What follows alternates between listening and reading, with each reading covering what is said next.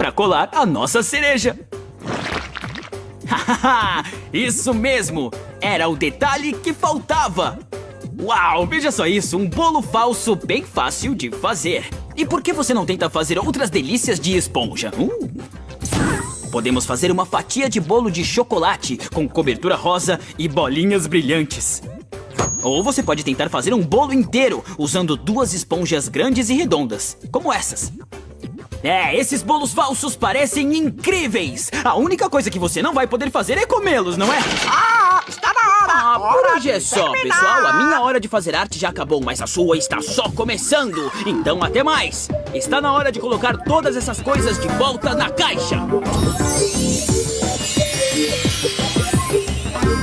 Versão brasileira Vox Mundi.